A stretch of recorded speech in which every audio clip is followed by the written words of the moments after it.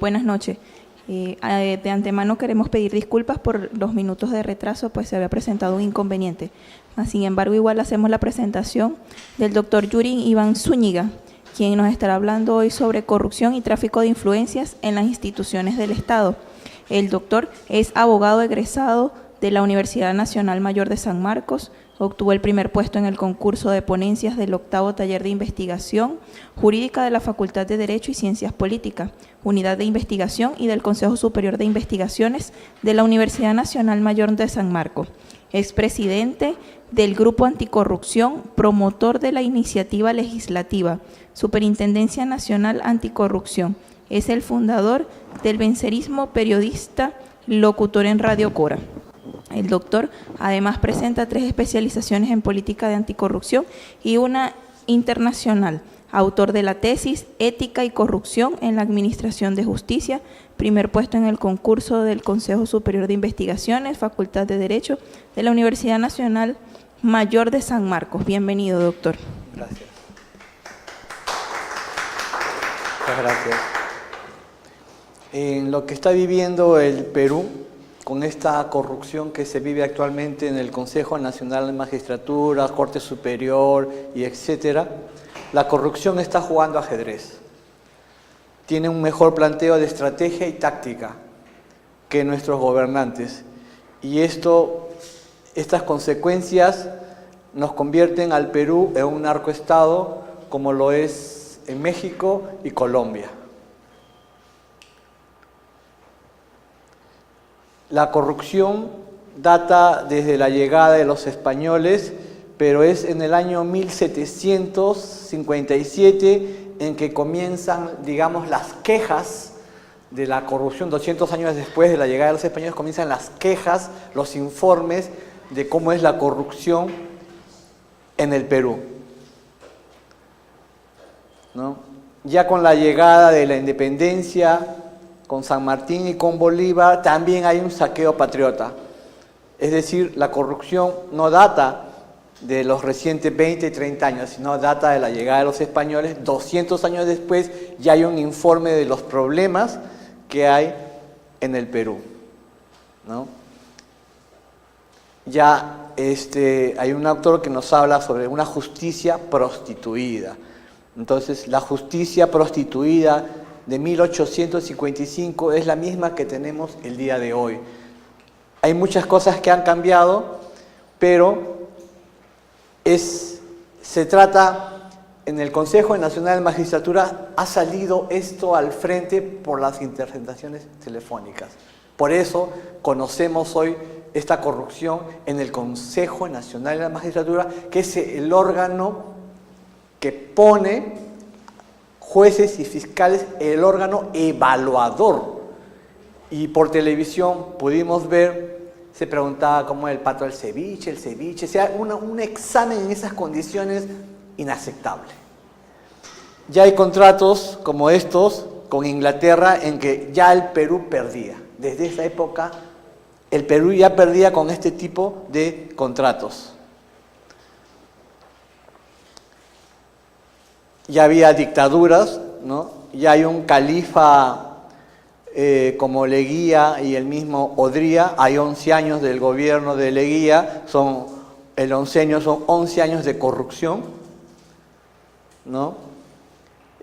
Sánchez Cerro igual prometió castigar a la corrupción, pero de 664 casos para combatir la corrupción, solamente 10 dieron resultado, pero con sanciones leves.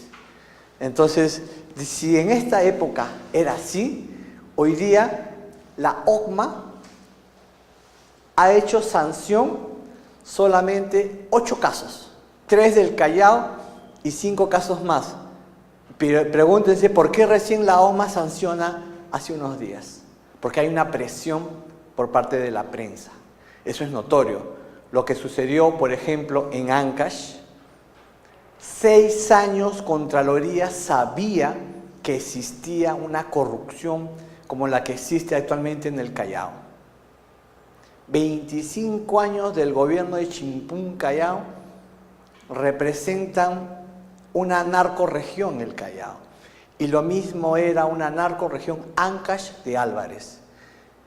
Asesinaron 10 personas en Ancash.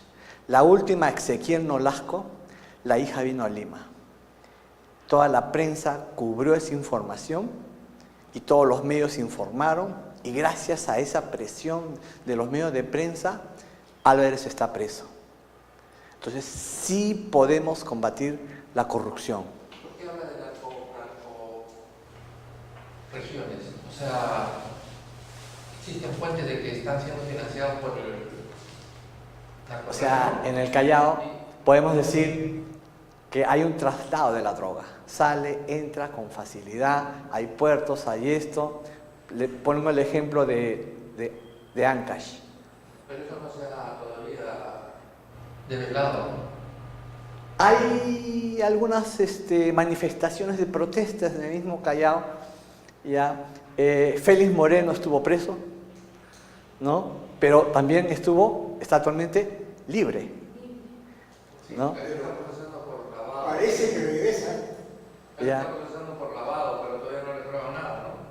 Claro, pero hasta hace poco tiempo, ¿qué le probaban a Ollanta? ¿Qué le probaban al mismo Alan García? ¿Qué le probaban a la mayoría de ellos? Tampoco no le están probando. ¿Ya?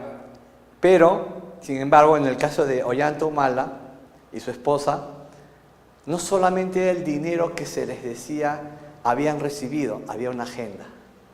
Esa agenda marcó la diferencia con los otros casos de Alan García, Keiko Fujimori, etc. Porque ahí estaba el detalle del ingreso del dinero. Se supone que es eso, pero nadie ha probado. Sin embargo, a pesar de que tuvieron prisión preventiva, ¿ya? Fueron liberados. Porque evidentemente buenos abogados hay ahí. No, venció el plazo y la fiscalía no presentó más pruebas. Debieron haber presentado más pruebas. Claro, pero preguntémonos por qué Alejandro Toledo sigue en Estados Unidos. ¿Por qué no regresa a decir, soy inocente, que me prueben que soy culpable? Bueno, ese es su derecho, pues tiene su derecho a no querer dinero. Es la fecha en que el mismo Alan García, luego del primer gobierno, regresó después de 10 años. Venció el plazo, prescripción, regresó, ¿no? Entonces es algo similar. No ha cambiado, mira, acá, por ejemplo, ya a partir del año 30 se nota la presencia del APRA, del Partido Socialista de Mariátegui, que a partir del 30 va a llamarse Partido Comunista. Tenemos el ochenio de Odría. Igual hay un asalto a la democracia, ¿no? Igual se va a dar casos de contrabando en el gobierno de Belaúnde. Y la revolución militar de Velasco, ¿no? Después va a regresar Acción Popular con Belaúnde, pero en el gobierno de Velasco vamos a ver que hubo una intención de crear muchas empresas estatales.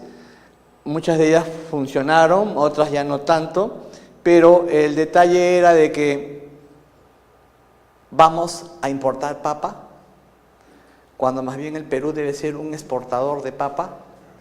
Entonces, esos son los excesos que se están ocurriendo actualmente en el Perú, ¿no? O sea, ¿cómo es posible que los mismos campesinos que producen papa tengan que vender su saco a un sol, ¿no?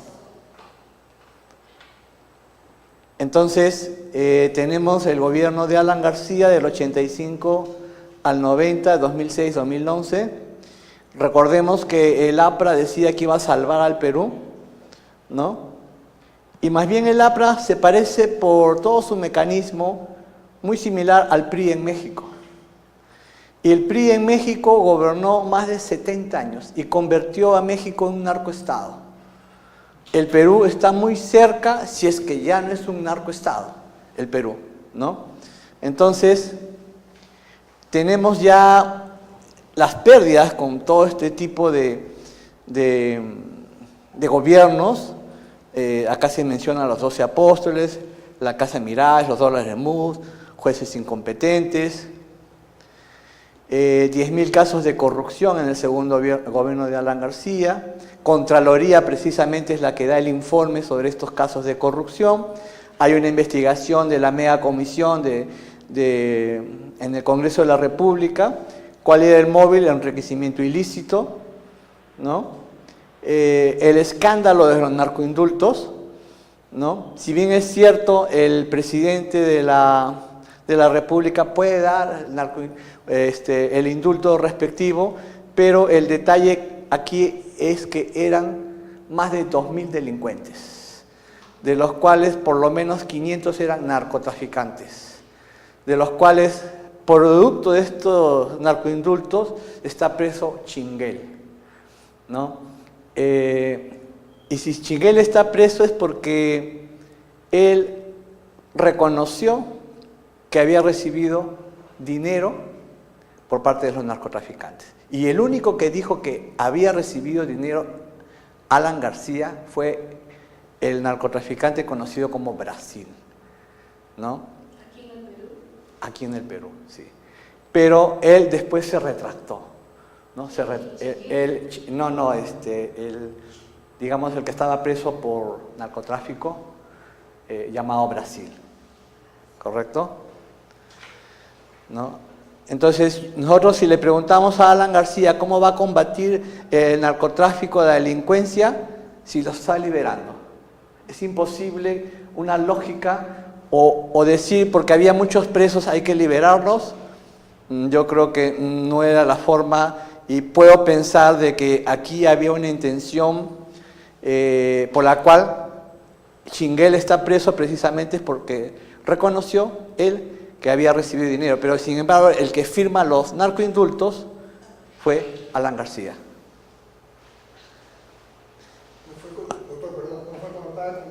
¿Pastor, el ministro? No, Pastor fue, pero el que es parte integrante de la comisión, el que era parte integrante de esa comisión que le daba los expedientes a Alan García era Chinguel. ¿Ya? Entonces, pero Pastor también estuvo preso por tráfico de influencias, pero también libre, ¿no? Tenemos los escándalos de corrupción en Coyique, donde se vendió 48 millones cuando vale 640 millones, ¿no? Teníamos ahí en Coyique prácticamente un aeropuerto pequeño, ¿no? El aeródromo de Coyique, ¿no? Involucrados 15 ministros apristas, acusados por la venta de este aeródromo, Jorge del Castillo es premier, ¿no? Garrido Leca, etcétera, todos ellos. Conspiraciones corruptas del año 90 al 2000, acá pasamos al momento del cogobierno en la práctica de Alberto Fujimori con Vladimiro Montesinos. Si algo hay que comparar estos Vladivideos de Montesinos es con estos audios que han salido, ¿no? Principalmente del Consejo Nacional de la Magistratura. Esta es una de las formas como, digamos, caen los corruptos. Porque si bien es el video, y el video es contundente, no todos de los aproximadamente 2.000 Vladivideos, no todos están presos, ¿no? Y evidentemente el audio, no todos van a caer, ¿no? Pero de por sí les digo que ni siquiera los suplentes valen la pena que estén en el Consejo Nacional de la Magistratura. Por ejemplo, una suplente es Ruth Monge, ¿no?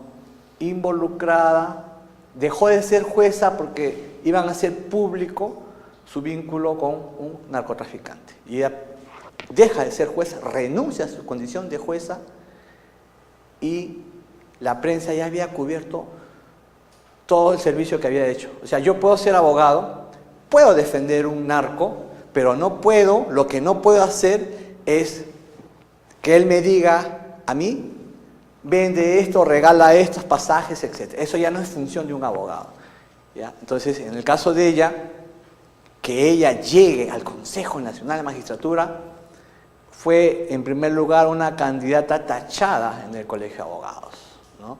Entonces, tenemos ya el fraude electoral, 2000 Vladivideos. Acá se puso, en el año 92 hubo una intervención en el Poder Judicial, aparte de que se cerró todo. Desde Caretas logra captar cómo los expedientes se bajaban al primer piso.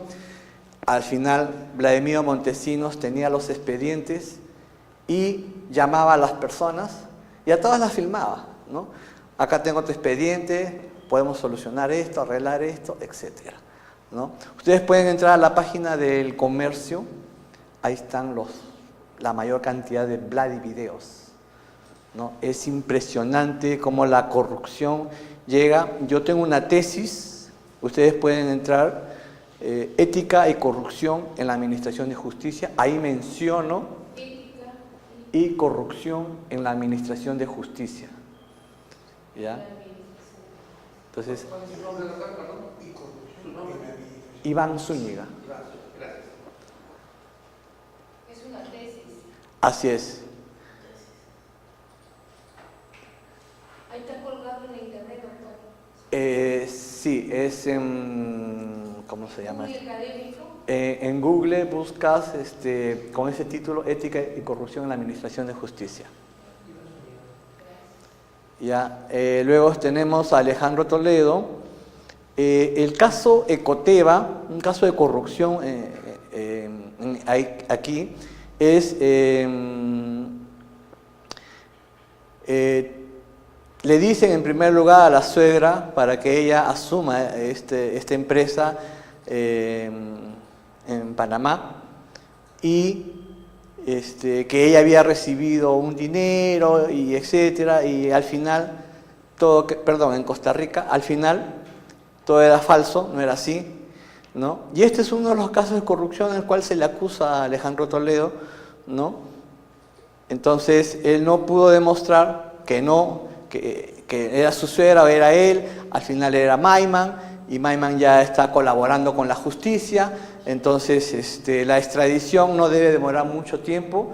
Recordemos la extradición de la cual tuvo Fujimori en Chile. La justicia norteamericana, una vez que recibe el expediente peruano, lo detiene a Toledo allá. Igual Fujimori fue detenido, llegan los documentos del Perú diciendo tráiganlo por estas razones.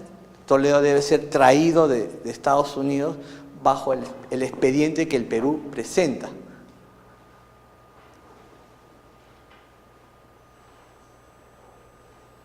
Entonces, aquí tenemos más casos de corrupción,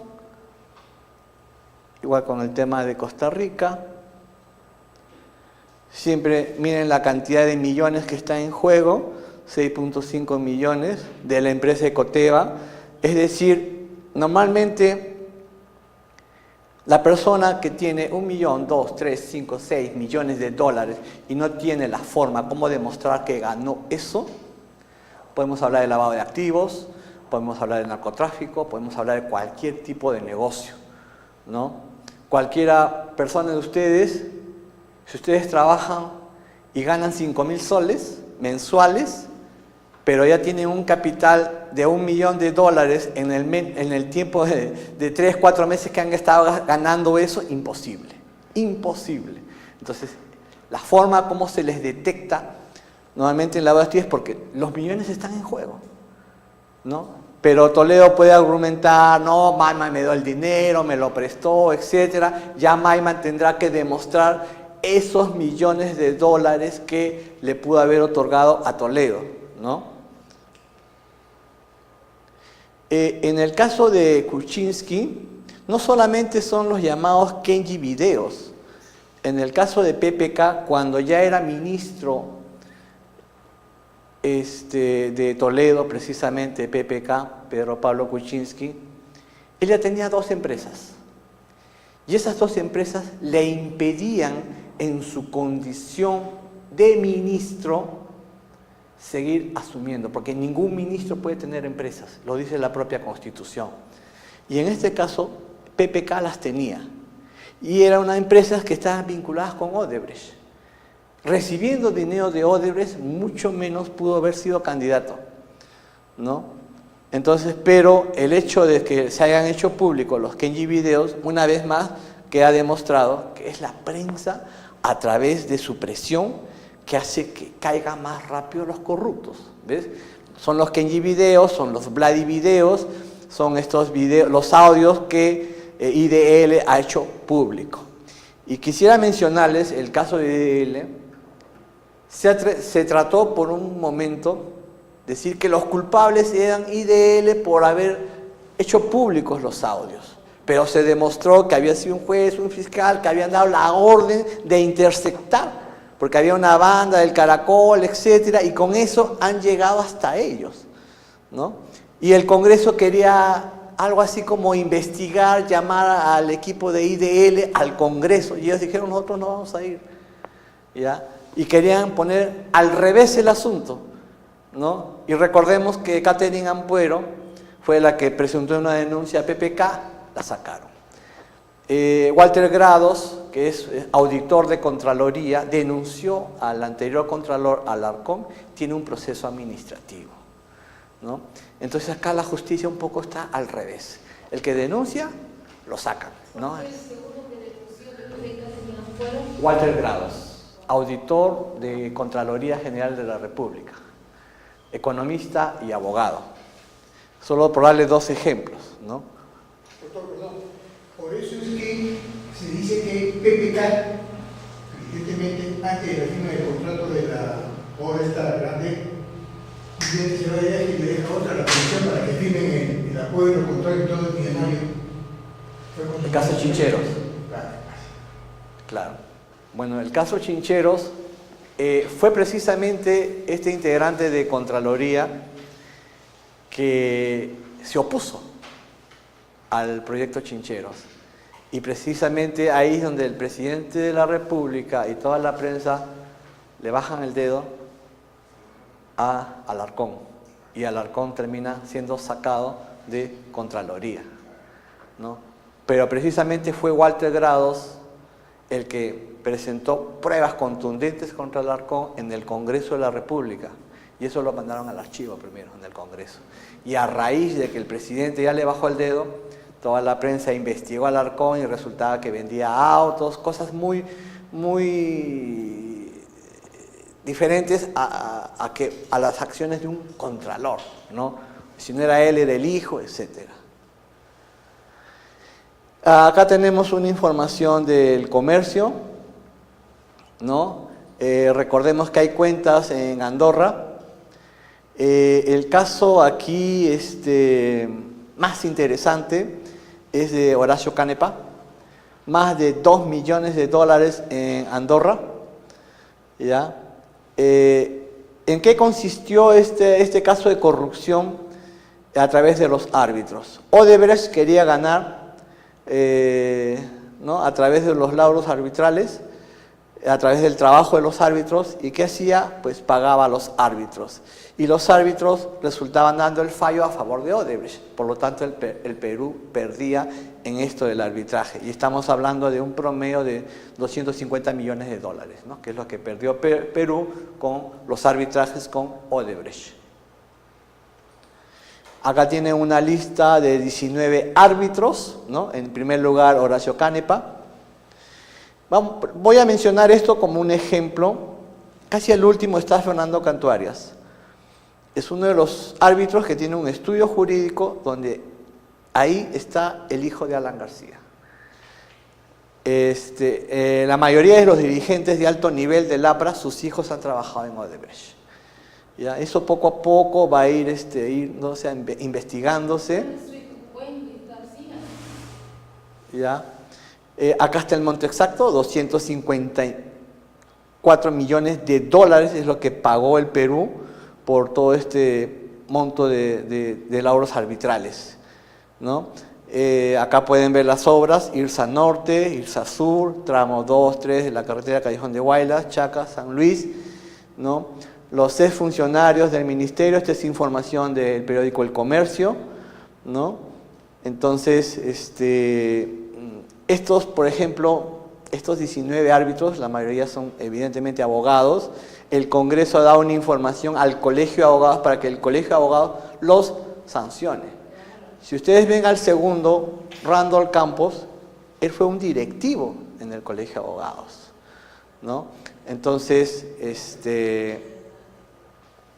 esto no puede quedar impune, ¿no? Sobre todo, principalmente Horacio Canepa, que se le ha descubierto más de $2 millones en los bancos de Andorra, ¿no? Entonces, este es un caso más de corrupción, ¿no? Aquí comparamos siempre México, Colombia y Perú, ¿no? Los tres países vinculados con el narcotráfico, es decir, la corrupción no viene sola, viene con el narcotráfico. Y el narcotráfico, hay un especialista, Antesana, señala que hay por lo menos 21 congresistas vinculados con el narcotráfico, de los cuales 15 están supuestamente en la mayoría del Congreso, la organización que tiene, ¿no?, que dirige la señora acá. Pero no sabemos quién es la señora acá. Entonces, esta información la pueden encontrar con el autor Alfonso Quirós en Historia de la Corrupción, ¿ya? Es un libro de más de 400 páginas. El autor ya está fallecido, lo denunciaron igual, o sea, él era el culpable por denunciar los casos de corrupción, un investigador nato, más de 400 fuentes de biblioteca, etcétera. Sorprendentemente más, ustedes se imaginan 500 libros, bueno, él se basó en 500 libros para hacer esta historia de la corrupción en el Perú.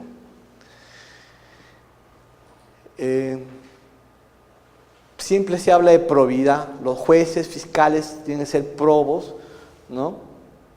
Pero dice que siempre hay un matrimonio diabólico en esa parte de la corrupción, en esto del crimen organizado y el narcotráfico, ¿no? Es decir, el narcotráfico nos trae la criminalidad organizada, los robos, los asaltos. En México es horrible porque entre sus bandas se matan entre ellos, ¿no? Y tranquilamente pueden superar los 100.000 muertos en México, ¿no? En el Perú, en la época del terrorismo, se llegó hasta 69.000 muertos, de acuerdo al informe de la Comisión de la Verdad, pero no hemos llegado a lo que llegó México, ¿no? Ni a lo que llegó Colombia, ¿no?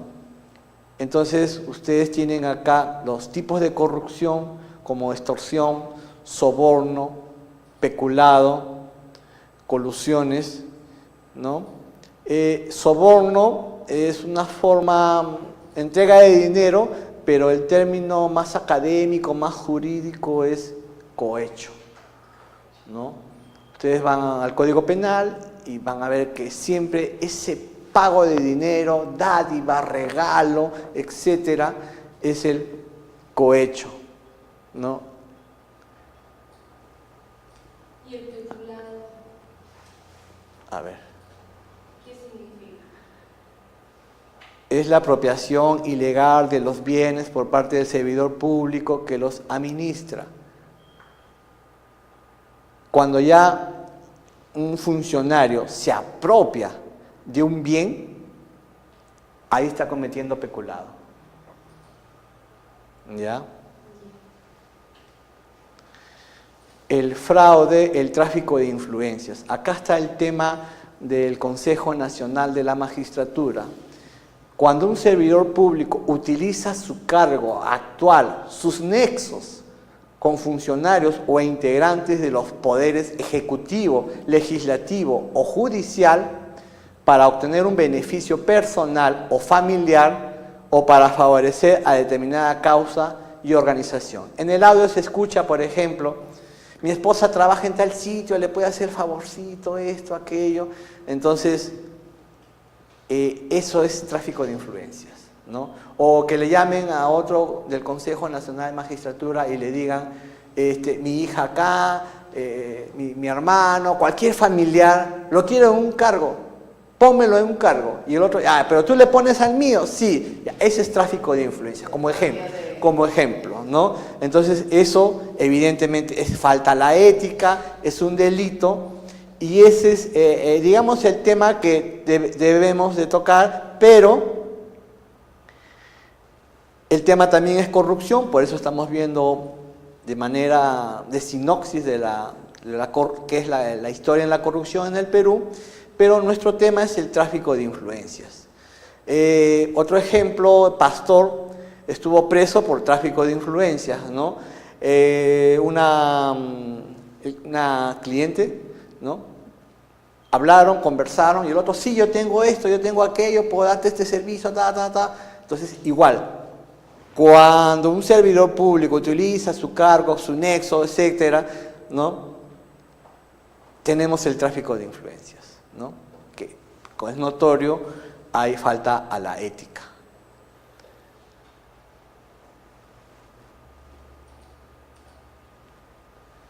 Entonces acá tenemos un concepto de la corrupción como abuso de poder público en beneficio propio.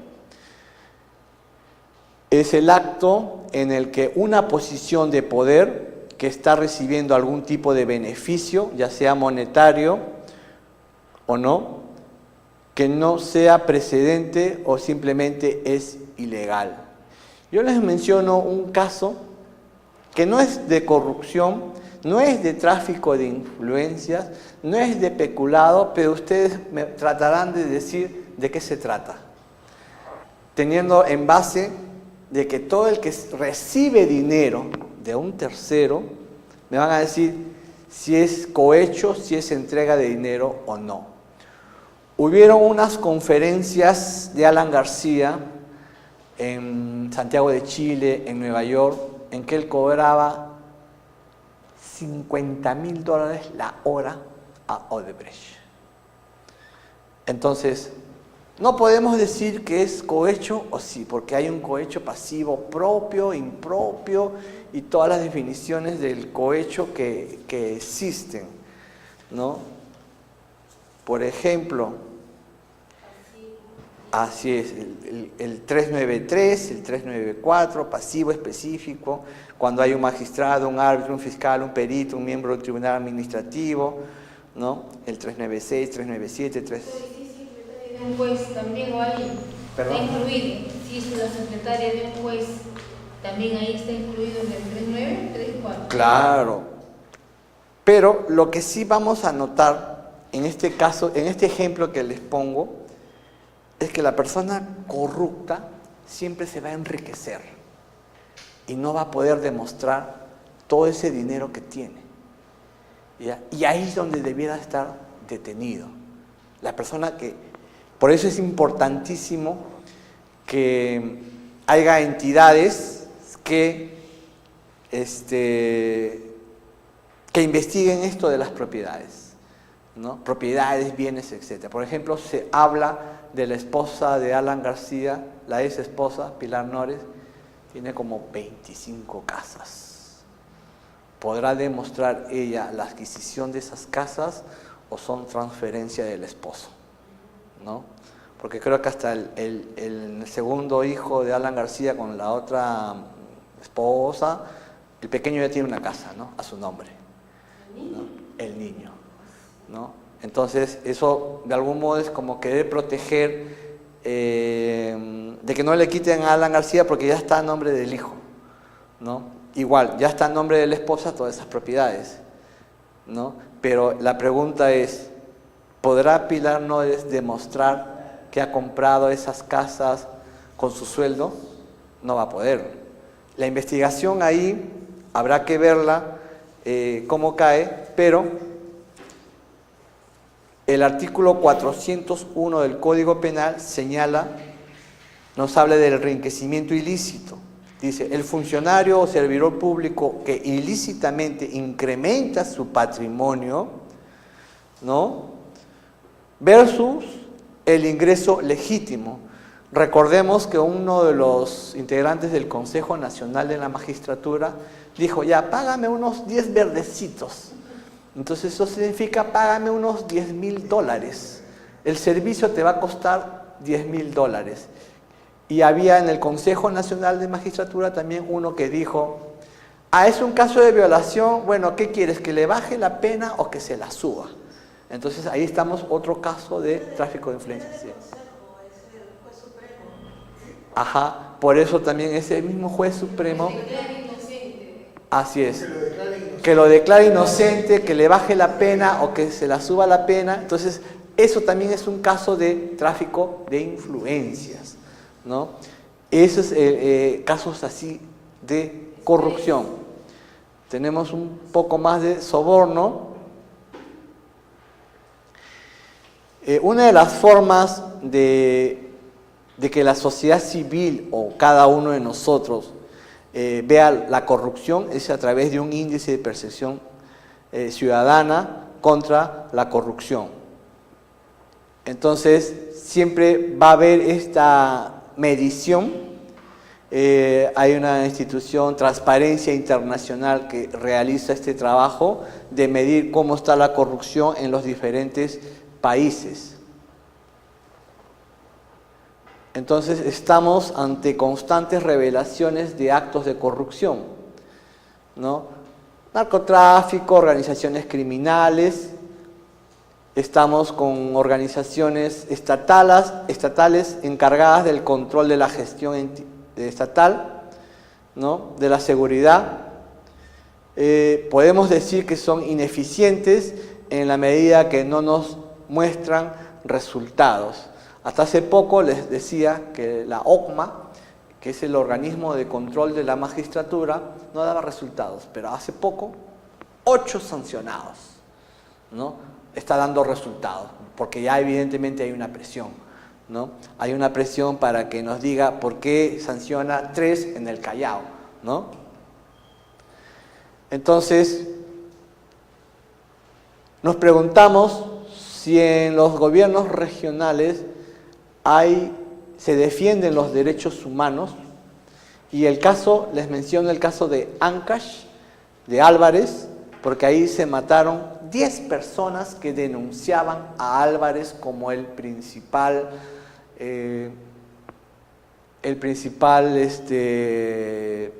alcalde o que dirigía una región, ahí en Ancash, ¿ya? Y aparecía muerto la persona que denunciaba a Álvarez, ¿no? El caso es de Ezequiel Nolasco. En el primer atentado que realizan no muere Ezequiel Nolasco, en el segundo sí muere, pero la hija Fiorella Nolasco viene a Lima, han matado a mi padre, han matado a otro familiar, y hay ahí fotografías en que Ezequiel Nolasco pone un cartel y dice, Álvarez es el que ha intentado matarme, etcétera, ¿no? Entonces, 6 años después, Contraloría interviene Ancash con más de 30 peritos especializados y el resultado, más de 100 personas presas, y principalmente con Álvarez. Entonces, tenemos una corrupción política, una corrupción social, ¿no? Diversos tipos de corrupción, hasta administrativa. Esta es la parte más importante. Nosotros debemos tener una política anticorrupción. Para eso necesitamos una institución como la Superintendencia Nacional Anticorrupción, que pueda diseñar una política anticorrupción.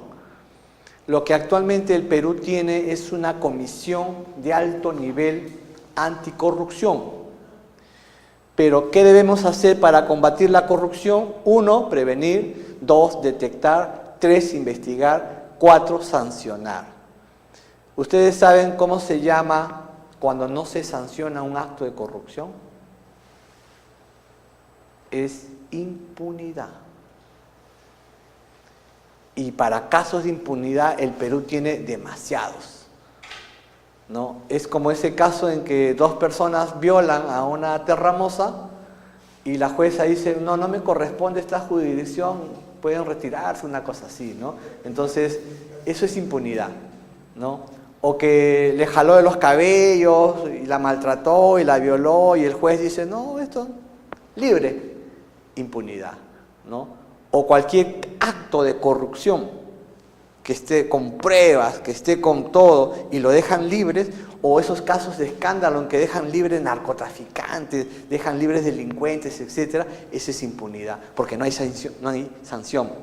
Entonces, lo más importante en el Perú es que primero se realice la prevención, se detecte, se investigue, se documenten las pruebas y finalmente se sancione. Esta etapa de sancionar es la más difícil que se está dando en el Perú.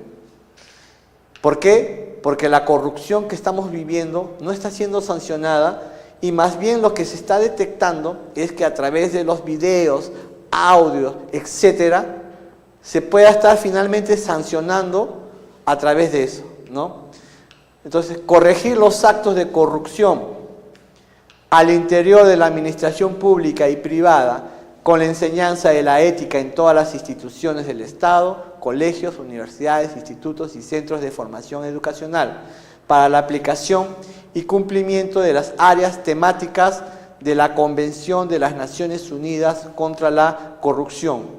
El Perú quiere ser parte de una institución llamada OCDE, pero para que el Perú pueda ser parte de esa institución, uno de los requisitos es que cumpla con la Convención de las Naciones Unidas contra la Corrupción. Tiene que cumplir ese requisito porque este convenio que tiene el Perú puede estar al 70%.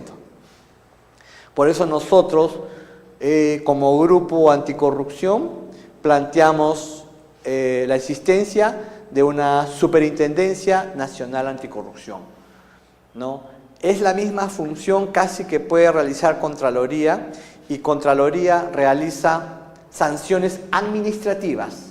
No va a poner preso a nadie, pero va a decir, tú has cometido estos actos ilícitos, dejas de trabajar. Ya ve Contraloría si eleva eso al Poder Judicial para que esa persona vaya presa o no. Entonces la superintendencia con un SAR anticorrupción debe dar sanciones administrativas. No lo va a llevar preso a esa persona, pero sí le va a decir, tú eres una persona corrupta, has cometido estos actos de corrupción, dejas de trabajar para el Estado, ¿no? O debiera ser también para una entidad privada, ¿no? Pero esta superintendencia no va a ser aprobada con el Congreso que tenemos, ¿no? Si el Perú está como está, es porque tenemos un Congreso que no nos representa. Si solamente vemos el caso de Yesenia Ponce, ¿no? No se sabe si estudió primaria o secundaria, lo que sí sabemos es que falsificó los estudios superiores, ¿no? Entonces, eso, por ejemplo, debería ser sancionado y lo debería ver la supuesta superintendencia. O sea, hay... No, la superintendencia no existe todavía. Es un proyecto de ley. Es un proyecto de ley. ¿Qué dicen nosotros? Y nosotros dicen, no he cometido ningún delito. ¿Qué me van a hacer? Está bien, pero ha cometido una falta. Ya está sancionado. Contra la ética. Y nosotros ya está sancionado. Sí, pero esa superintendencia debería ser la que lo expulse. Claro, hay un detalle importante. Hay un detalle importante. El Perú normalmente basa sus normas en lo que se llama ISO, ¿no? ISO. El ISO debe tener un ISO académico y un ISO político. Es decir, los candidatos al Congreso, gobiernos regionales, municipalidades, etcétera, deben tener unos requisitos mínimos académicos y políticos, ¿no? Dentro de esos requisitos es precisamente que no tengan antecedentes penales, ¿no? Que tengan unos requisitos en que, en el caso del Congreso, sean especialistas en legislar, porque lo que el Congreso necesita es especialistas en legislar. Entonces, si van a enviar gente que no va a estar a la altura, no va a saber qué es un proyecto de ley, qué es una iniciativa legislativa, ¿no? Y los que van a trabajar de repente van a ser sus asesores y esa persona no tiene idea de que es un proyecto de ley. 5 o 6 asesores. Entonces, quienes trabajan ahí son los asesores, no el congresista, ¿no? Entonces, no queremos marginar a nadie porque en Brasil, por ejemplo, se eligió un payaso en el Congreso, ¿no? Pero si va a ser el payaso que va a representar a los payasos de Brasil, puede estar bien elegido, ¿no? En Italia teníamos la chicholina, ¿no? En la práctica una prostituta, pero que representa a las prostitutas. Igual un campesino que va a representar a los campesinos está bien. Un obrero que va a representar a los obreros está bien. Pero si vamos a tener personas que no representan a nadie, ¿no?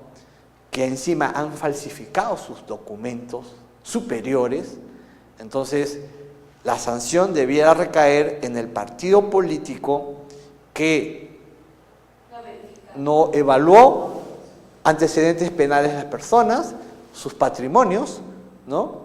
Es decir, si por ejemplo tenemos un congresista especializado en contrabando y ha enriquecido tanto que tiene tantas empresas más grandes que el mismo PPK, entonces, ¿de dónde tiene tantas propiedades y cómo puede demostrar él que ganó tanto cada mes para tener todas las propiedades y empresas que tiene, ¿no? Entonces, esto pareciera que hubiera un vacío legal en que no se puede sancionar. ¿Y a quién culpamos? ¿A la OMPE, al Jurado Nacional de Elecciones, ¿no? ¿O culpamos a la persona que presenta personas indeseables al Congreso, ¿no? Entonces, estamos como estamos porque de repente no tenemos partidos políticos. Porque un partido político lo que va a hacer es presentar a lo mejor que tienen, no a lo peor. Y a lo mejor que tienen es sus mejores profesionales, ¿no? Yo recuerdo que había senadores y era lo mejor de lo mejor, eran personas adultas, ¿no? Era lo mejor de lo mejor. Y eran académicos, docentes, magistrados, profesores que enseñaban en la universidad. Entonces podemos decir que ellos pueden legislar. Por ejemplo, algo que sucede en el Consejo Nacional de Magistratura, ¿qué es? Que puede llegar una enfermera, que puede tal vez llegar un médico. Pero si el Consejo Nacional de Magistratura evalúa fiscales, jueces, es una persona indicada para evaluar un futuro juez, un futuro fiscal, no tiene ni idea de lo que es el proceso. Entonces, el Consejo Nacional de Magistratura está diseñado especialmente para abogados que conocen el proceso de cómo se puede evaluar a un futuro juez, a un futuro fiscal.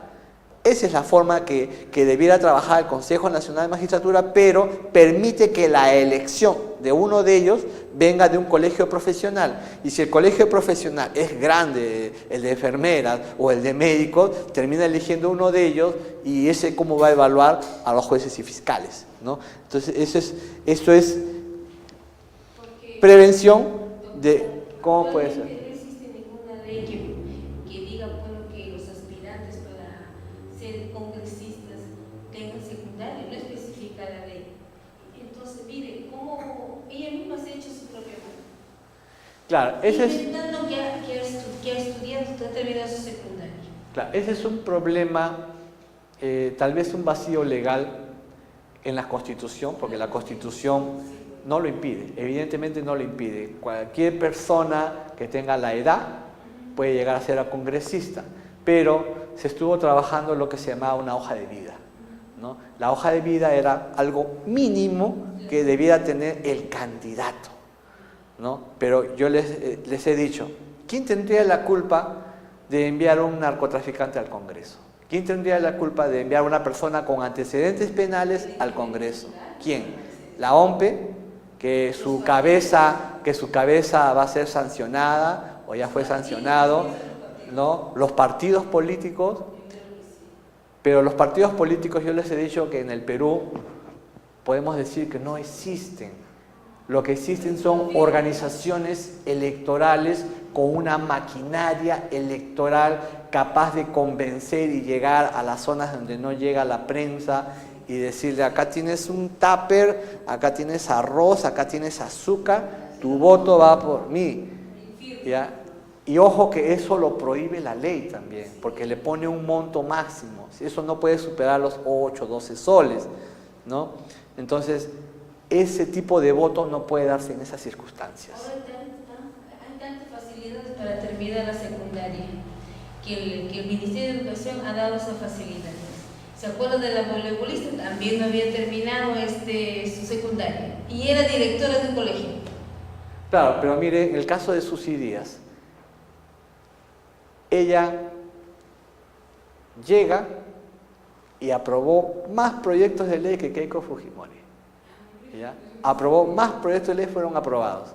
Pero evidentemente era porque le llegaban los proyectos, ella los presentaba y se aprobaban, ¿no? Pero no es que ella los haga, simplemente a través de los asesores llegaban los proyectos y estos terminaban siendo aprobados. Pero el detalle no es que se aprueben los proyectos de ley, porque se puede poner el proyecto de ley de la papa, del día de la papa, del día del camote, y qué beneficio tiene esto para los peruanos, ¿no? Entonces, de lo que se trata es que existan proyectos de ley que estos beneficien a los peruanos en general, ¿no? Por ejemplo, el día del ceviche, 28 de junio, ¿no? El día del pollo a la brasa, etc. Entonces, la verdad que esto da risa, ¿no? Porque no es una función precisamente del Congreso que se haga esto, ¿no? Los proyectos de ley tienen que ser proyectos de ley en que beneficie a los peruanos en general. Y lo más importante, la educación. Les doy un ejemplo. Finlandia, Suecia, Suiza, etc., hasta Japón, tienen prioridad a la educación. Una prioridad tal que, por ejemplo, en Singapur, los billetes tienen al maestro enseñando a los alumnos, ¿no? Solo por resultados, les voy a dar un ejemplo de Singapur, solo por sus resultados. Si tienen 200.000, 500.000 presos, el día de hoy Singapur tiene 50. ¿Ya? Pero se realizaron medidas muy radicales, ¿no? La persona que va a Singapur, en el aeropuerto, la persona que trafique drogas o traiga drogas tiene la pena de muerte.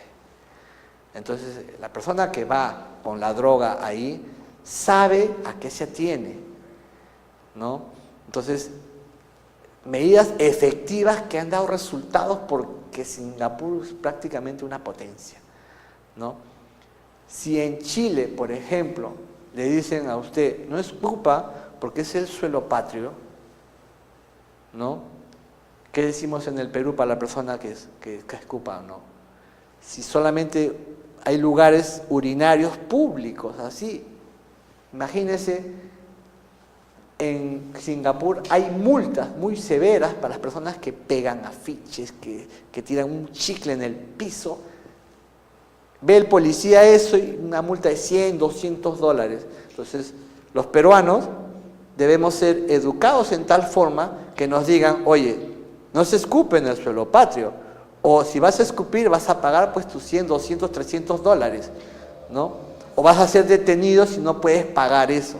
Entonces, igual con la luz roja, sanciones muy drásticas, pero eso no se está educando, ¿no? No se está dando eso, pero como les digo, esta es la parte más importante. Les daba el ejemplo anteriormente del Callao, porque ya ha habido protestas, ¿no? En Ventanilla, Pachacute, Mi Perú, Vía Los Reyes, salió en Perú 21, ¿no? 25 años en que Chimpún Callao viene ganando, ¿no?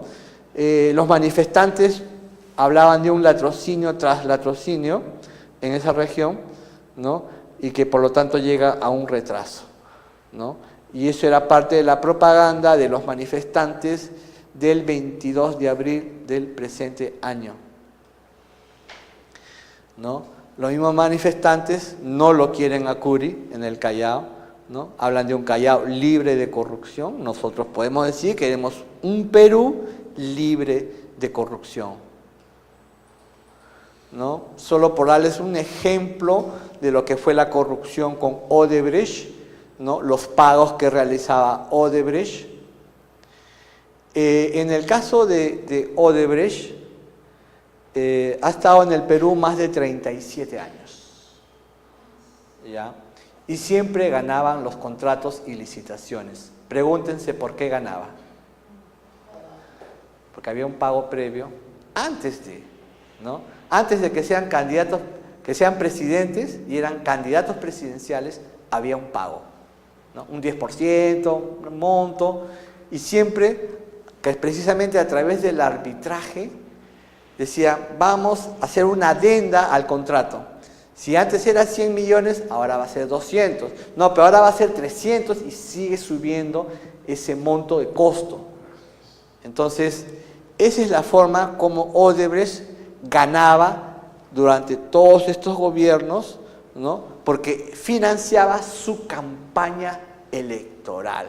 Ustedes recuerdan que en el caso, por ejemplo, de las iniciales AG, se quería saber de quién se trataba, ¿no? AG.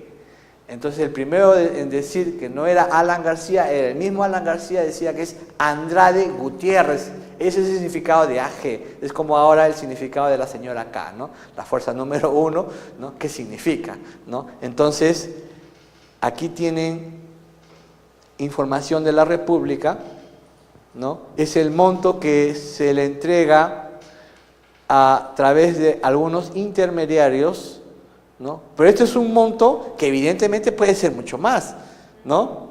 Pero el único que ha recibido prisión preventiva es Ollanta Humala con su esposa, ¿no? En el caso de Susana Villarán, ella recibió a través de su asesor de prensa, de nacionalidad brasileña, ¿no? Igual el caso de Alan García a través de Alba Castro, ¿no? Y otros. Toledo a través de una nacionalidad israelí, ¿no? PPK Susana de la Puente, Keiko Fujimori a través de Jaime Yoshiyama y otros más.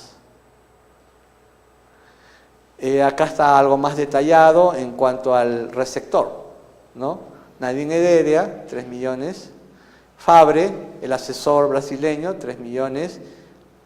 Jaime Yoshiyama, Augusto Bedoya, Avivan Dan-on, ¿no? Israelí. Susana de la Puente, PPK, Alba Castro, Alan García.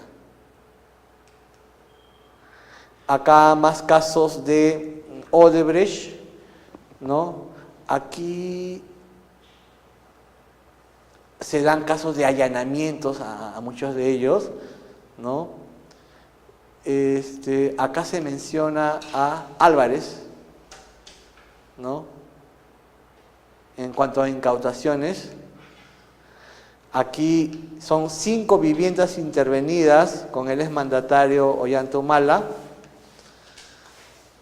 Se menciona aquí a Jaime Yoshiyama, también viviendas intervenidas, ¿no?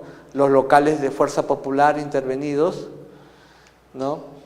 En relación a esta organización, hay un subsecretario general de apellido Ramírez, es el que proporcionaba más de 50 locales a Fuerza Popular.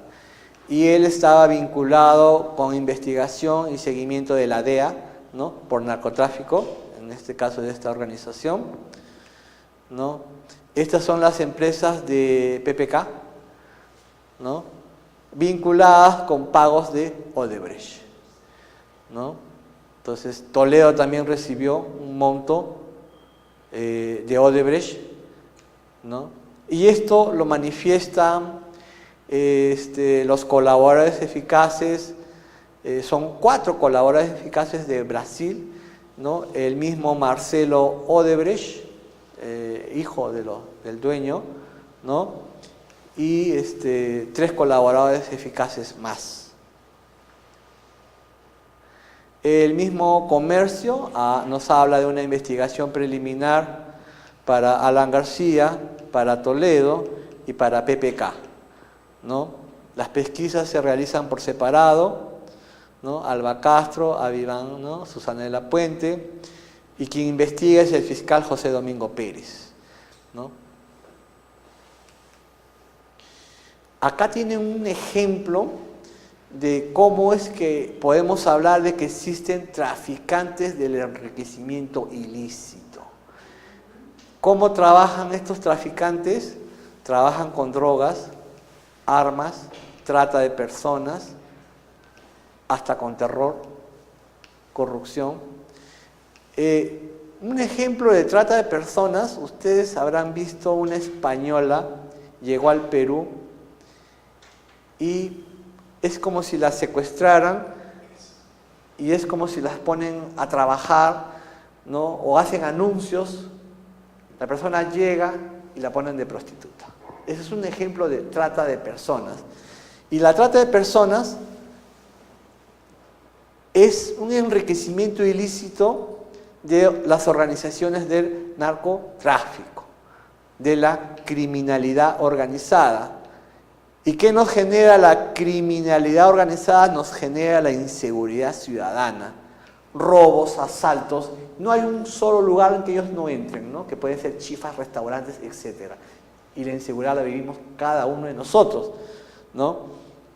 Pero pregúntense si estos poderes del Estado, Poder Judicial, Poder Ejecutivo, Jurado Nacional de Elecciones, OMPE, ¿nos protegen? ¿Nos protegen estos poderes? ¿O estos poderes terminan involucrados en casos de corrupción, como el caso de la OMPE, ¿no? El jefe de la OMPE está vinculado a una organización política vinculada a la corrupción. Acá mencionamos que hay un ranking de la corrupción, ¿no? Donde quien encabeza más ese índice de percepción ciudadana de corrupción es Alan García, Montesinos, Fujimori. Y aunque ustedes no lo crean, hay un mensaje bíblico acá. Segunda de Timoteo 3, 1 al 8, define exactamente quiénes son esos hombres corruptos. Exactamente, ¿no? Exactamente cuál es la mentalidad de un hombre corrupto. La Biblia ya lo dice en Segunda de Timoteo, ¿no? 3, del 1 al 8. Y da hasta 20 definiciones de cómo son los hombres corruptos, ¿no? Y lo dice la propia Biblia. Entonces, acá les doy otro ejemplo. Las FARC movían armas, un territorio, movían drogas y causaban terror. Sendero Luminoso en el BRAE mueve drogas, mueven armas, ¿no? Y hasta han cometido delitos de trata de personas porque secuestraban niños. Secuestraban niños y los convertían en sus militantes, ¿no? Entonces tenemos México también, lo mismo, armas, drogas, trata de personas, terror, ¿no? Corrupción. Entonces acá estamos demostrando cómo que el Perú, Colombia y México se han vuelto narcoestados bajo esta investigación, y que esto conlleva inclusive a la minería ilegal que da contaminación ambiental. Ustedes saben que si la contaminación ambiental llega a un río, ese río después no existe. No hay peces, no hay nada, todo muere. Entonces, inversión en la minería sí, pero que no exista contaminación ambiental. ¿Correcto? Que estos poderes del Estado cumplan con la Constitución de proteger nuestros derechos humanos. No puede existir violación de derechos humanos de estas instituciones, ni de los municipios, ni de los gobiernos regionales, ¿no? Entonces, esto debemos tenerlo bien claro. Ustedes pueden entrar en el Face con este título: traficantes de enriquecimiento ilícito. Lo encuentran esto así, tal con este título y este modelo de cómo funciona el narcotráfico en México, en Colombia, en Perú, bajo este tipo de negocio. Todo esto es un negocio. No puede existir mejor negocio que el tráfico de drogas, el tráfico de armas. Recordemos que una oportunidad Montesinos con Fujimori quisieron vender armas a las FARC. Y esto evidentemente no les gustó a la CIA. Y se dice que la CIA fue la que participó en sacar un video, ¿no?, de los 2000 que tenía para hacerlo público. Porque este mismo video terminó vendiéndose, ¿no? O sea, era todo un negocio este tema de sacar el video, ¿no? Pero miren ustedes acá cómo esto está vinculado, ¿no? Este tema yo lo llego a conocer a través de un diplomado en el Colegio de Abogados. O sea, esta es una investigación de que uno va atando cabos de este tipo de negocios. Ahora, hablamos de injusticia desigual. ¿Por qué? Porque en el caso de Ollanta Humala y su esposa, acusados de lavado de activos, acusados de corrupción, prisión preventiva para ellos, embargo para sus casas, ¿no?, decomiso, etc. Todo para ellos, pero para ellos, los llamados peces gordos por algunos, no existe eso, tienen muy buenos abogados que impiden que estén en prisión. Doctor, perdón, tocando ese punto, 2 cuadros anteriores, usted presentó como 8 personajes más o menos. Uno no se preso ahorita, Luis. Así es. ¿Podrá llegar a haber justicia? Eso se llama impunidad. Así es. Entonces, les repetía, solamente recibió el peso de la justicia con todo esto, ¿no? Sin embargo, cada uno de ellos puede tener una acusación de corrupción, el otro puede tener solo cargos de prisión preventiva, etc. Acá tenemos una desaprobación del gobierno, una desaprobación del Congreso, ¿no? Porcentajes de por qué tienen ese nivel de aprobación, ¿no? Entonces, acá tenemos ese vínculo que existe del narcotráfico, las drogas, la corrupción, ¿no?, en nuestra sociedad. Y vuelvo a repetir acá el tema: Colombia, México y Perú. Acá tenemos un caso reciente también, ¿no?, de cómo estos candidatos tienen estos antecedentes, ¿no? Y acá, por ejemplo, dice sentenciado por delito de, ¿no? Entonces, estas personas, sentenciado, ¿no?, sentenciado, requisitoriado por un proceso de asesinato, acá sentenciado a 7 años, acá igual sentenciado.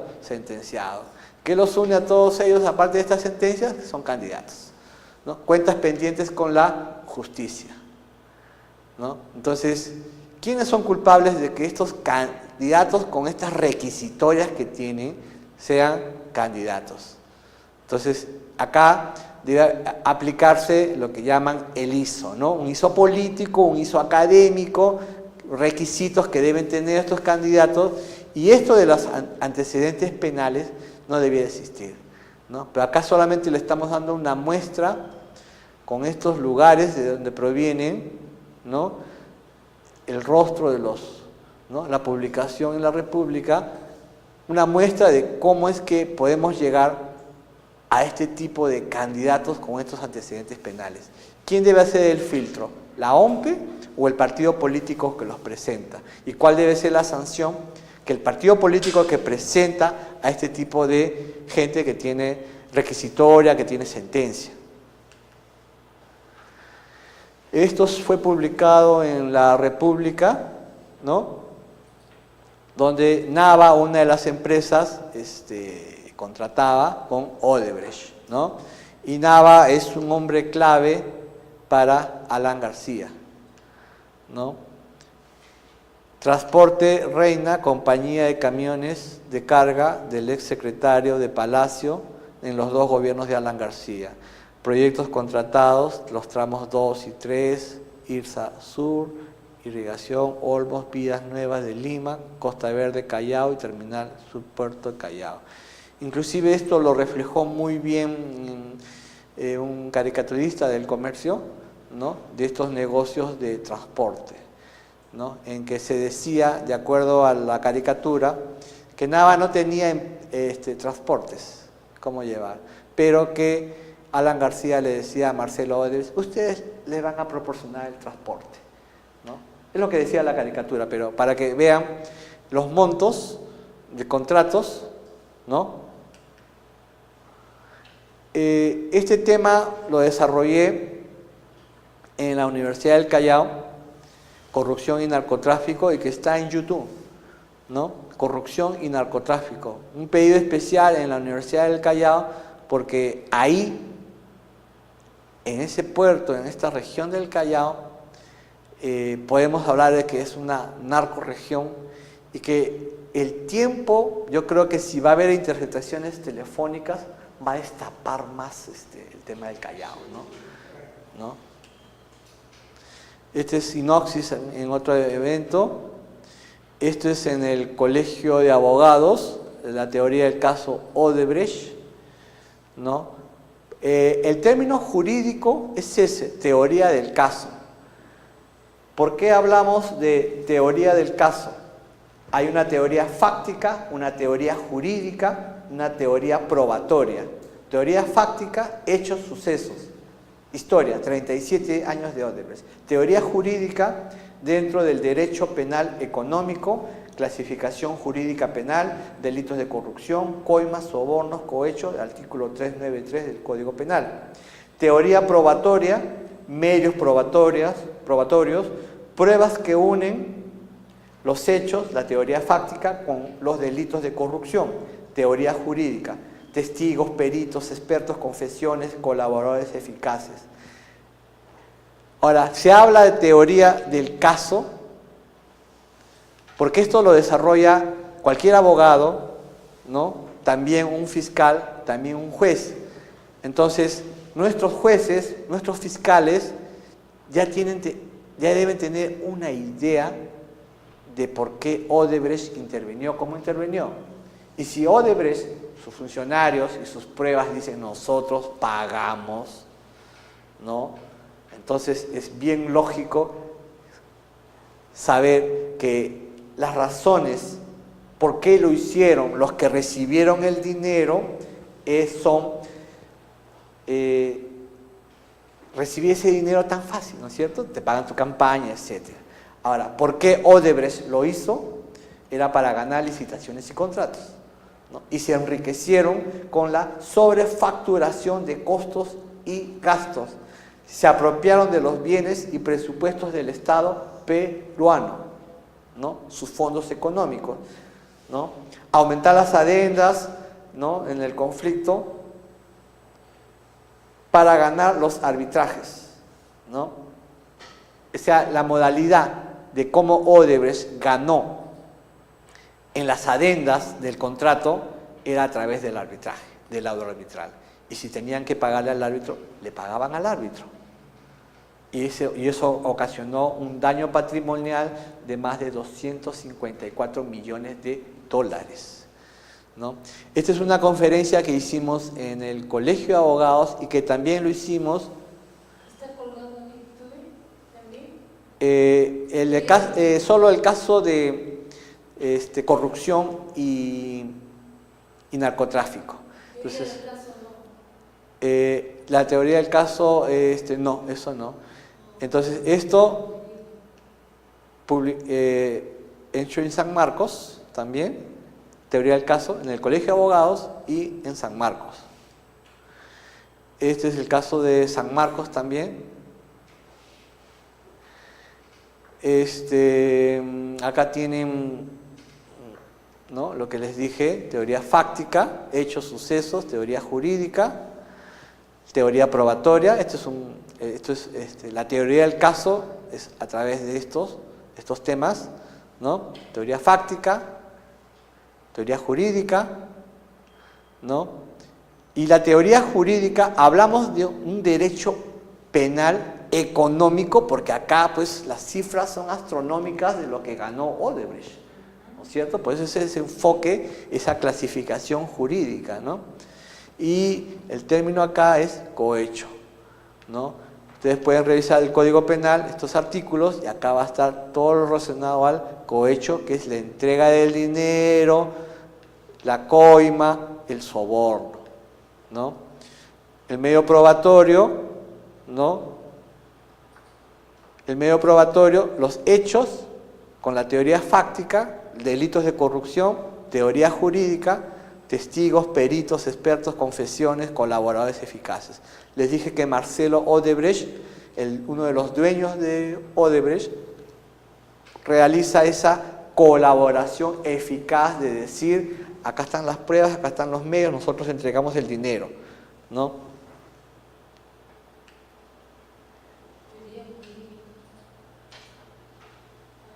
Igual, acá tienen las dos modalidades de lo que es Brasil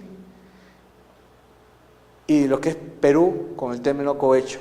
Evasión de divisas para Brasil, evasión de impuestos para Perú. Organización criminal para Brasil, asociación ilícita para delinquir para Perú. Lavado de dinero, lavado de activos, ¿no? Corrupción de funcionarios, cohecho. El motivo, ¿no? Ganar las licitaciones, los contratos, enriquecerse, ¿no? Sobrefacturar un costo, ¿no? Un costo puede ser 50 millones, pero no, yo te voy a cobrar 500 millones, estás sobrefacturando un costo real, ¿no? Aumentar las adendas, ¿no? Para ganar los arbitrajes, ¿no? El fiscal debe desarrollar la teoría del caso, la parte acusatoria, reconstruyen la actividad probatoria, hay un defensor, un abogado, ¿no? Para que ellos desarrollen la teoría del caso. Para que se den una idea de lo que es Odebrecht como una organización de corrupción más grande de toda América Latina, tienen inmobiliarias en el campo ambiental, ingeniería, en construcción, civil, químicas, petroquímicas, etanol, transporte, etc., ¿no? Solo en el Perú hay como 10 empresas que se tienen el nombre de Odebrecht, ¿no?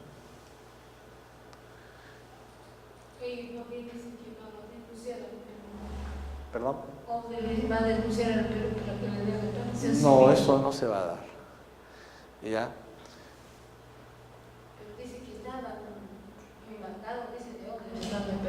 No, porque sus empresarios están, la mayoría de ellos detenidos en Brasil o están en situación de colaboradores eficaces.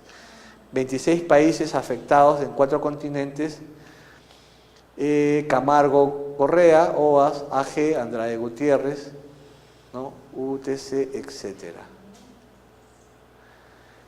12 países involucrados de América del Sur, Angola, Mozambique, Colombia, México, Panamá, Guatemala, República Dominicana, Perú, Argentina, Ecuador, Estados Unidos, Brasil. Estados Unidos porque puso un monto sancionador, ¿no? 2.600 millones de dólares que tenía que pagar Odebrecht, ¿no? Y la mayoría de este monto va para Brasil, ¿no? Un monto mínimo de un 10% va para Estados Unidos y para Suiza, ¿no? Países afectados como Suiza usaron un bloqueo y un desbloqueo de las cuentas, ¿no? 520 millones de dólares, ¿no? 120 del desbloqueo, 400 de bloqueo, ¿no? Ustedes se imaginan si solamente es $1 millón a nombre de una persona en Suiza, ¿qué sería tener 2, 3, 5, 10 y estos montos de millones de dólares en un país tercero, ¿no? Muchas veces hay el caso de Andorra también, ¿no? Muchos millones de dólares en esas cuentas, ¿no? Y la forma como la corrupción va a querer burlarse de la justicia son a través de las empresas offshore. Empresas que por lo general los impuestos los pagan pero mínimamente, ¿no? Hay un caso de un jugador argentino, Messi, con muchas empresas offshore, porque él genera muchos millones de dólares pero quiere pagar impuestos en otro país y no en Argentina. Y eso resulta al final para él el pago de una multa por tratar de evadir los impuestos, ¿no? Esa es la modalidad de cómo ganar más dinero a través de las empresas offshore. Los proyectos, 51, montos, perjuicio al Estado, ¿no? 49 acuerdos de colaboración eficaz, 179 acusaciones penales, 1000 años de prisión en Brasil, ¿no? 57 procesos penales, 260 acusaciones, ¿no? En Brasil, 25 juicios, 77 exdirectivos de Odebrecht, ¿no? 90 condenas, 81 órdenes de allanamiento, ¿no? En el Perú ha habido mucho menos, 28 mandatos de prisión preventiva, 800 millones de dólares recuperados, ¿no? Y este monto de dólares pagados en sobornos. Estamos hablando de más de 15 países en América Latina. Entonces, esta corrupción es transnacional, ya son varias fronteras las que este fenómeno criminal actúa.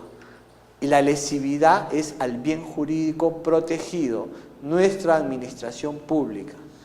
¿Quién nos ataca? Nos ataca este tipo de pago soborno que perjudica al Estado, ¿no?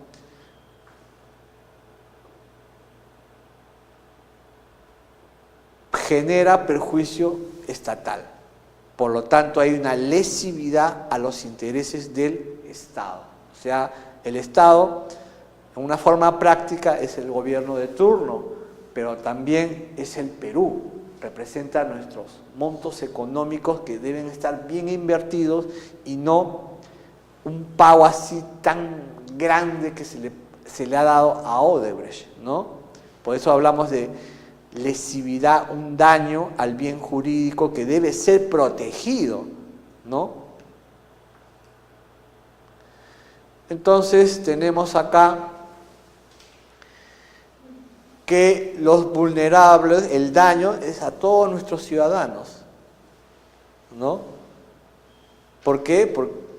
Porque hay quienes realizan una corrupción de funcionarios y estos nos perjudican al aceptar donativos, promesas, cualquier ventaja o beneficio para realizar o omitir, ¿no? En violación de sus obligaciones, ¿no? O dentro de sus obligaciones, el que violando sus obligaciones a consecuencia de haber faltado a ellas. Entonces acá estamos resumiendo de lo que es el cohecho, de lo que son las coimas, la entrega de dineros, ¿no? Y esto lo encontramos en el Código Penal del 393 al 399. Entonces, actualmente en el Perú hay 51.000 denuncias de corrupción, ¿no? Entonces, el Estado tiene que, a través de sus organismos fiscalizadores, ver de que esto no ocurra. Entonces, el Estado no está funcionando bien con sus organismos, ya sea Contraloría o otras instituciones. Por eso nosotros planteamos la creación de una Superintendencia Nacional Anticorrupción, porque puede ser un organismo más que colabore para detectar, prevenir la corrupción. Entonces, seguimos hablando de la corrupción transnacional, ¿no? Que nos viene afectando con la manera como nos ha afectado Odebrecht, ¿no? Con el cohecho.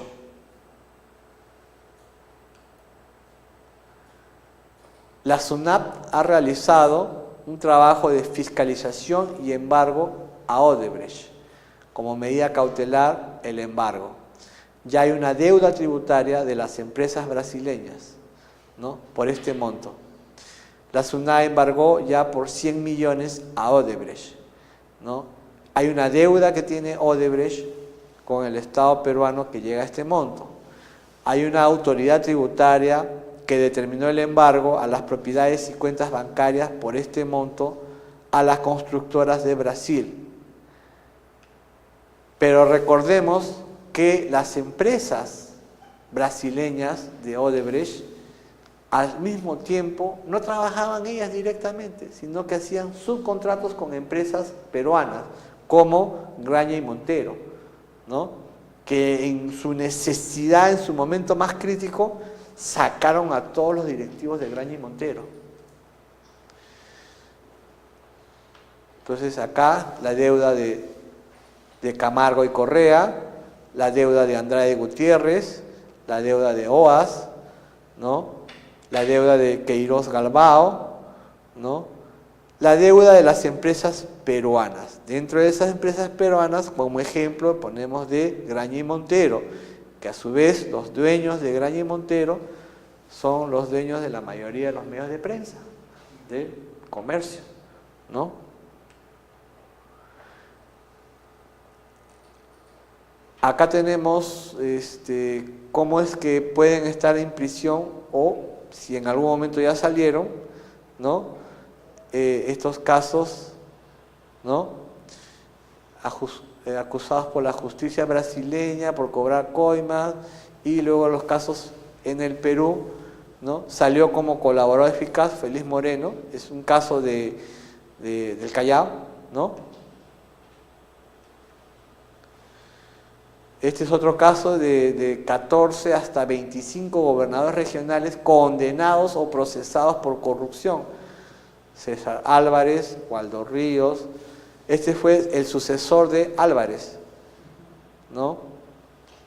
Este gobernador está en prisión, esta persona creo que ya está a punto de salir libre, ¿ya? Entonces acá tenemos 12, y este viene de este acá, ¿no? Hasta acá 8, ¿no? 12.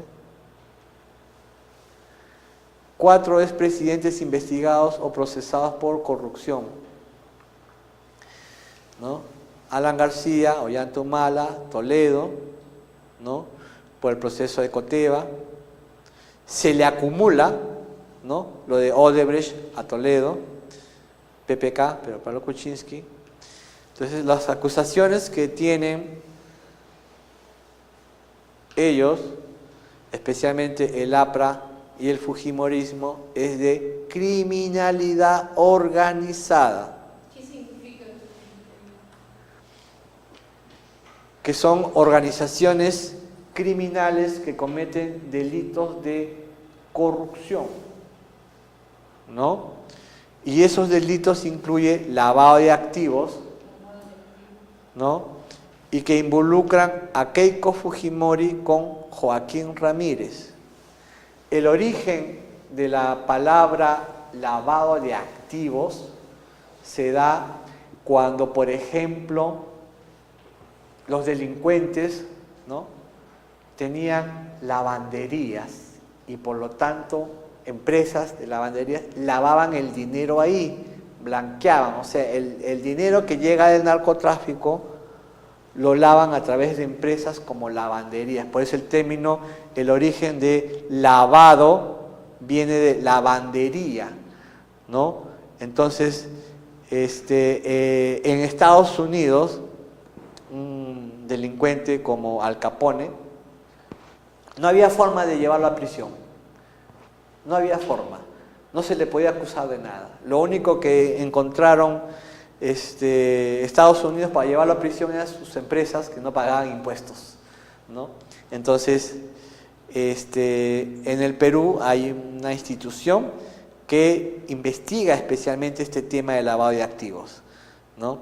Pero el caso de corrupción, que inclusive se ha visto en esto del Consejo Nacional de la Magistratura, de que el caso de la señora K tiene que ver con expedientes en que está involucrada Keiko, su esposo y Joaquín Ramírez. Entonces la persona que tenía que darle solución habla por el teléfono y le dice: la señora K, la de la fuerza número 1, ¿no? Y ha sido precisamente una congresista fujimorista que ha dicho que la señora K es Keiko Fujimori, ¿no? Así es, efectivamente.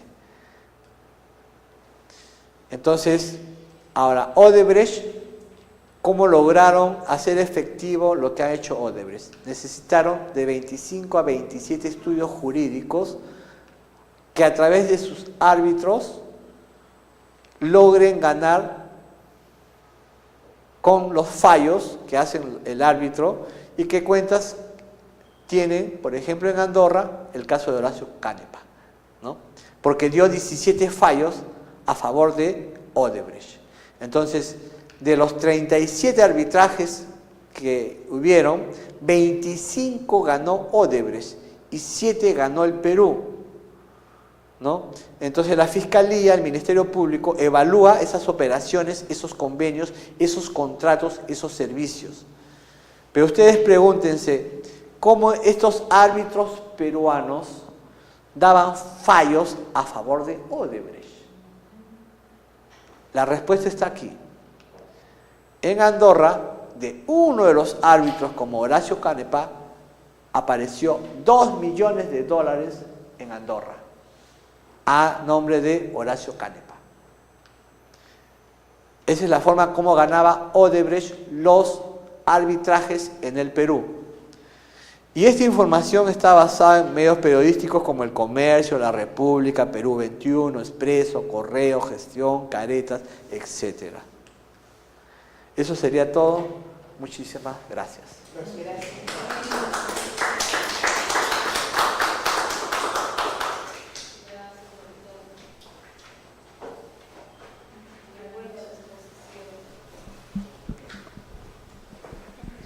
Muchísimas gracias por su exposición, doctor. De verdad que estuvo muy acertado el tema. Y pues aprovechar para hacer una invitación a todas las personas, a los que están acá presentes y por supuesto a los que nos siguieron de manera virtual, a todas nuestras diplomaturas en relación al primer tema que desarrollamos el día de hoy. Pues las personas que quedaron con alguna duda, los invitamos a inscribirse en la diplomatura de Medicina Legal, Ciencias Forenses y Criminalísticas, que estará dando inicio el 19 de julio. Y sin embargo, pues igual les vamos a facilitar toda la información. También tenemos una diplomatura sobre Derecho Minero y Ambiental, que inicia el 21 de julio, en Procedimiento Administrativo General, que da inicio el 24 de julio. También está la diplomatura en Derecho al Consumidor y una de Derecho Registral ya para el mes de agosto. Igual a las personas que asistieron de manera presencial a la conferencia van a tener su cupón de descuento para su inscripción en cualquiera de las diplomaturas. Y al doctor, pues muchísimas gracias. Igual le vamos a entregar su certificado por participación la noche de hoy, que el certificado menciona el director del Instituto de Capacitación Jurídica, le entrega el siguiente certificado a Zúñiga Castro Yuri Iván por haber participado en calidad de ponente en nuestra conferencia el día de hoy, 16 de julio de 2018. Muchísimas gracias, doctor. Muchas gracias a usted. Ok, bueno, un fuerte aplauso al doctor, creo que cubrió todas sus expectativas.